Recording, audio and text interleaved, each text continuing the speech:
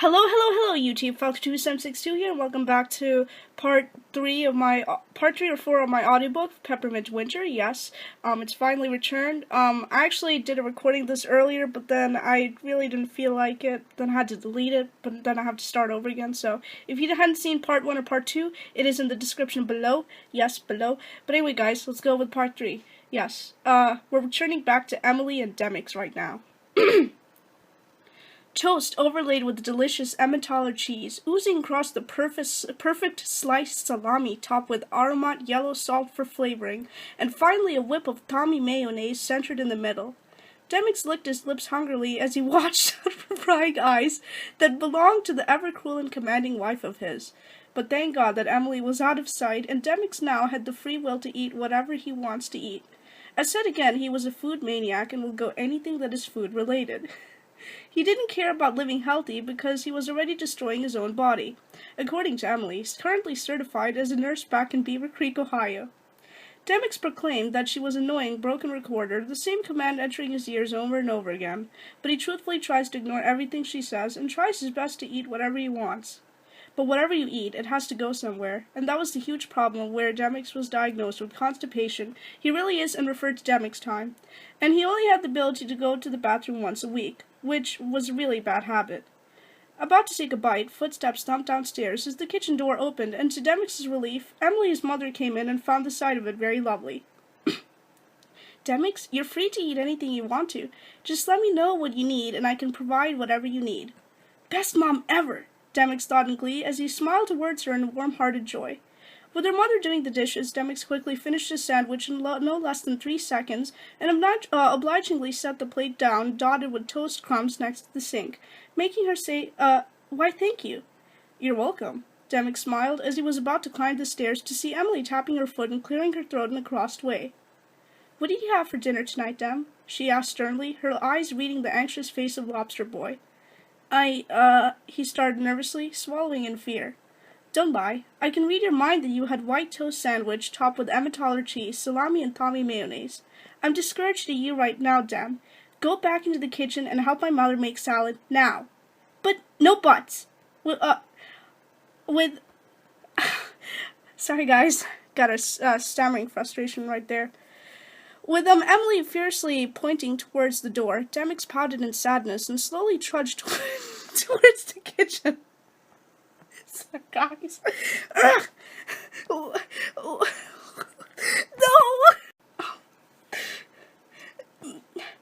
No buts! With Emily fiercely pointing towards the door, Demix pouted in sadness and slowly trudged towards the kitchen. What's wrong, Demix? Her mother started, while tossing lettuce into the air and back into the bowl. Sorry, guys. It's nothing, he lied, biting back the thought of blurting out the truth. What's cooking? Emily said in glee as she inhaled the aroma of garlic bread propped into the toaster oven.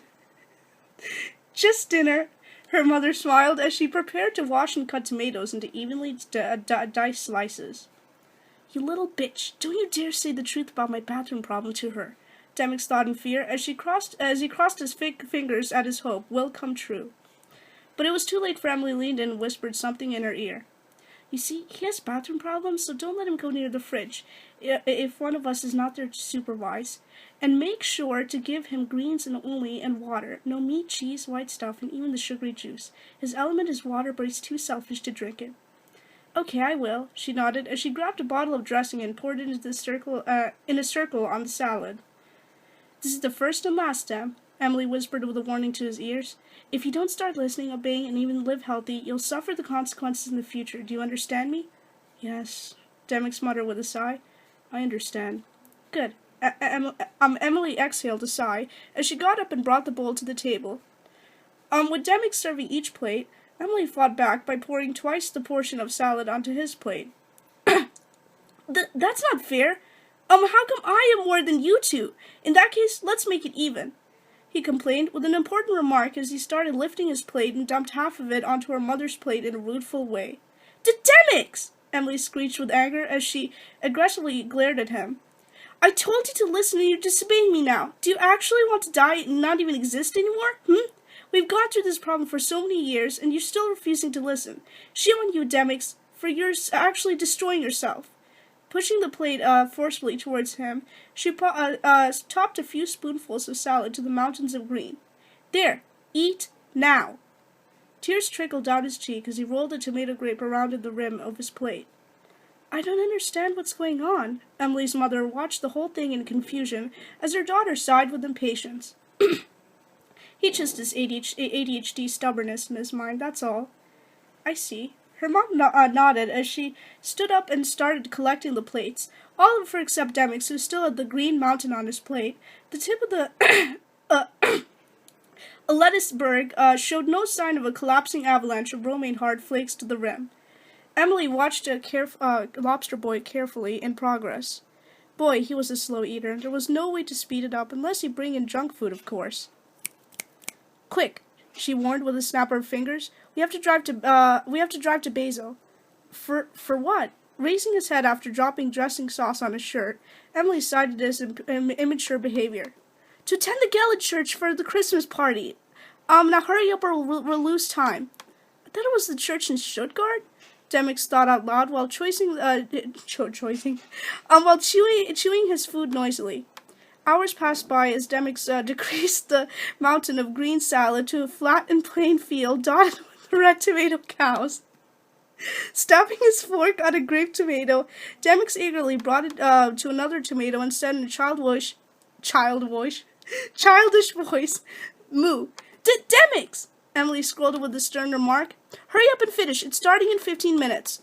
Giving out a childish scream of hurrying up, Demix stuffed the greens into his mouth, then choked by coughing out the unchewed lettuce on the plate, perfectly drawn by his drool. Emily sighed at the sight of his immature behavior, and immediately snatched the plate and placed it in the Tupperware. That's what happens when you eat too fast. Eat that in the car. Now come on, grab your jacket and gloves.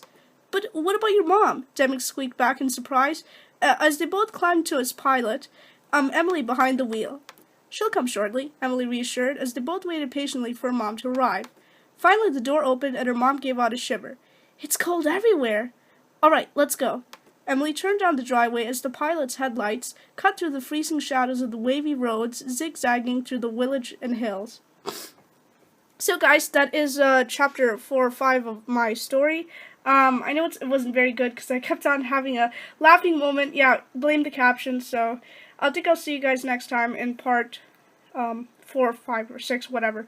So guys, please like, comment, and subscribe. Subscribe back to you. CC button down there for YTSC. English Automatic Captions. Laugh your ass off. Yeah, so guys, bye. Falco276 out.